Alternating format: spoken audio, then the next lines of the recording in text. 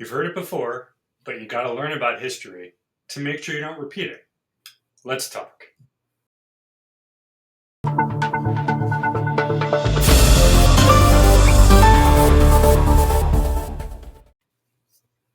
Hello, everybody. My name is Rob. This is my mom, Karen. Good morning, good afternoon, or good evening from wherever you might be watching. This is Books, Banter, and Beyond, the show all about that. We talk literature, we rant, and we even have some fun along the way. Who figured?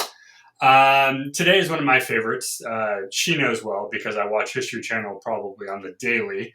But historical fiction, nonfiction, is one of my favorites because it stems from real life situations. We talked about survival stories before and how those stories are very popular because they're real life.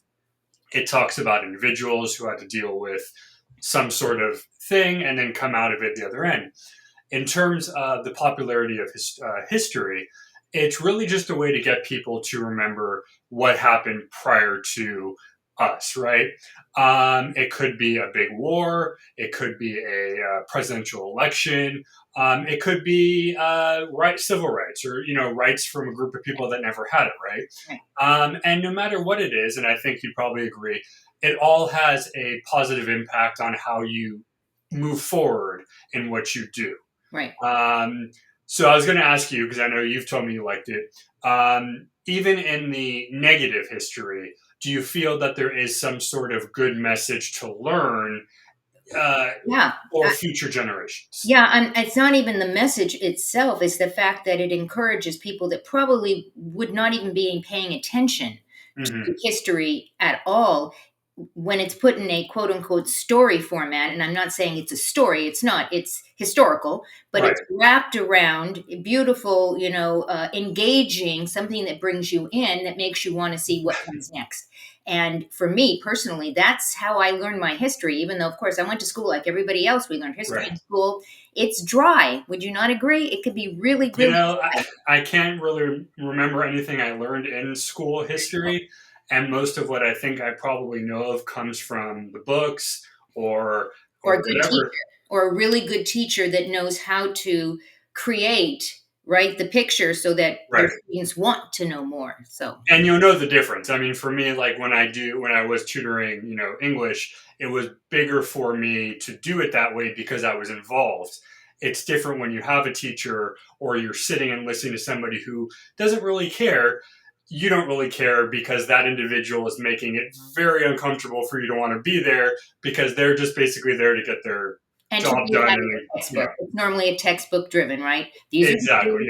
This is the places. This is what happened this time, and this is what happened. And okay, your homework for today is to answer the following questions, and it's not engaging. And you're basically saying, can you re-say what I just told you?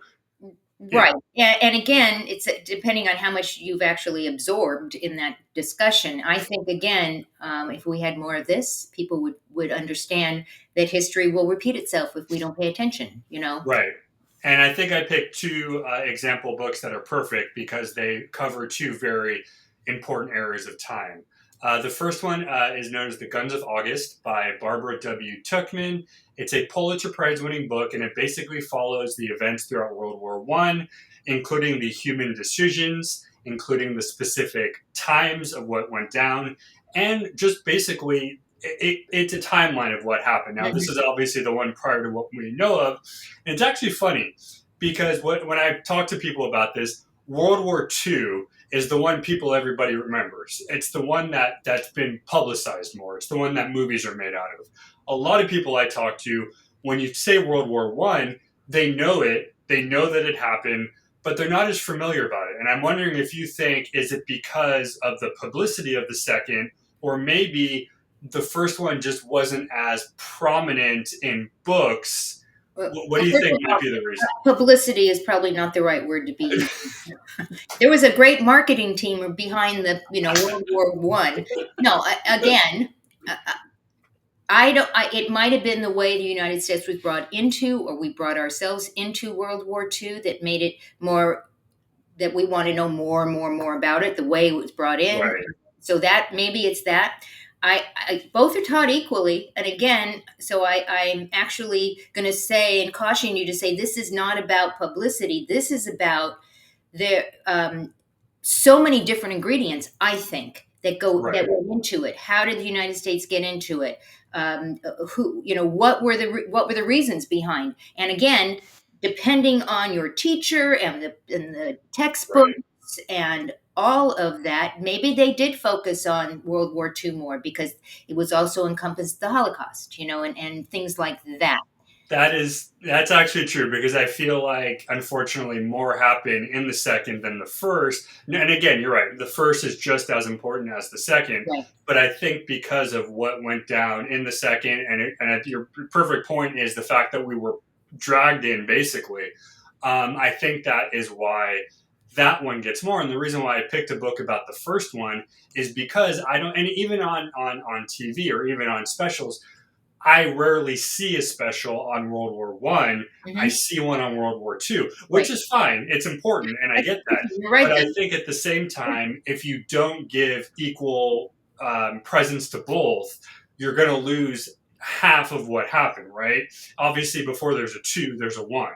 So you have to have part one to And understand. You know and what I mean? yeah, and I think an argument could be made that World War One was awful, awful. World War Two was even more awful. The Right. fear of having World War Three could that you have Oh, okay. that it Yeah. becomes you know how awful each time it's more awful, and I don't even know how you compare awfulness, to be honest. But No, I mean you're making very good points, and I definitely think that this is a book that I'm actually trying to find to get my hands on because it looks really interesting.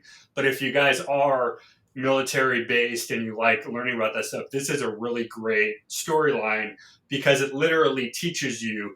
And I think for me, what makes it is the word human decisions because it's not just a book about history, but it's the decision of each individual president right, or ruler. right, It's what the people of the country had to do. So the soldiers of America, the soldiers of Britain, the soldiers of, I believe, France, and all that were right, there. So that's why this was the first one. Now the second one is one of my favorites. I've read this book many times, and you all know David McCulloch. He does a lot of history, but it's 1776, and this is basically the narrative of how we became our country, right? right. And people will groan and go, "Oh God, this is like what you always learn in history. It's George Washington, blah blah blah."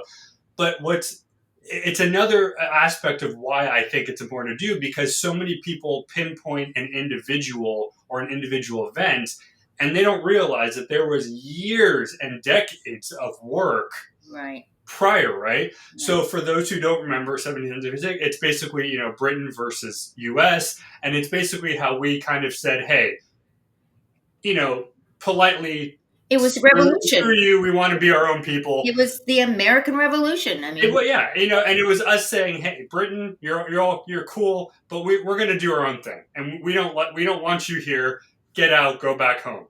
And that really it's what it is. But I think it's such an important thing because it's the birth of what it was. And I think any country that has the story about how they became to be, you want to know that story, right? So how Europe came to be, how Asia came to be. You want to learn your story because that's your livelihood.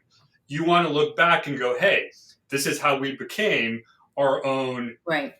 So, I people." mean, Right? it begs the question, right? So, what do you think, Rob? Do you think, or how do you think historical event books, such as the two that you mentioned, contribute to the understanding of, contemporary issues and conflicts? So I know you like those questions because you always talk about bringing it back to the front.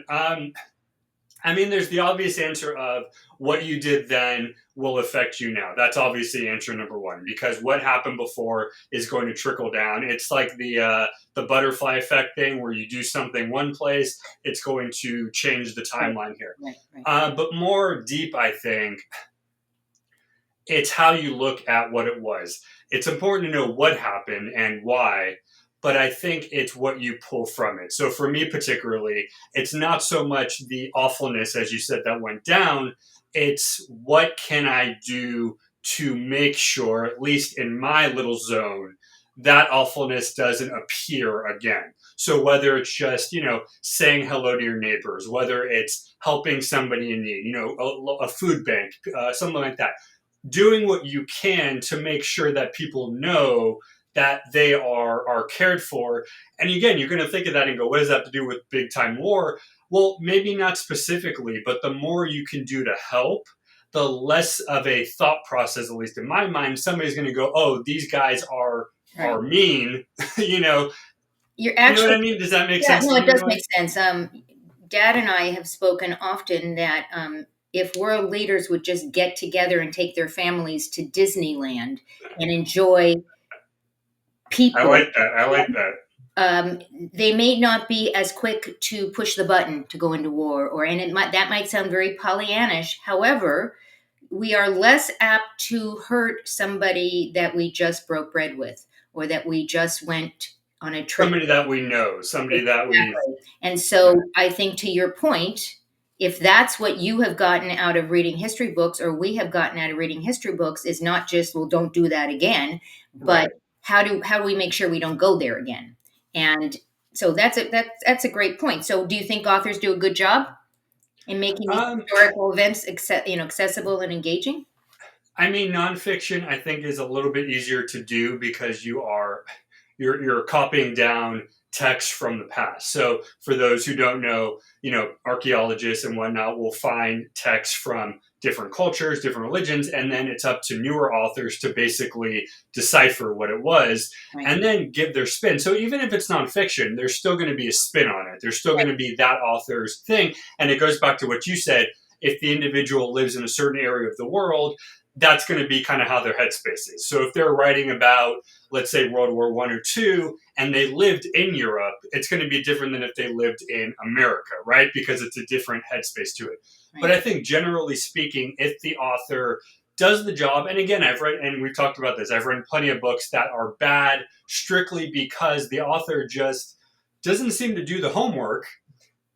As long as the individual does their work and they more or less prove their point, I think whatever technique they use is perfectly fine. It's not so much that I need to necessarily believe all of it, but Hmm. if they can keep me stuck on the book till the end, they've done their job, right? They've kept me motivated to continue, and then it gives me the chance to go, okay, what did I just read? What do I think about it? Do I agree? What can I do? I can share it with other people that you know what I mean? So there's so many things you can do with it, and that's what I think the author's technique is. It's if they can hold you to the end, they've succeeded in their job, and I give them the bravo, Right. for doing.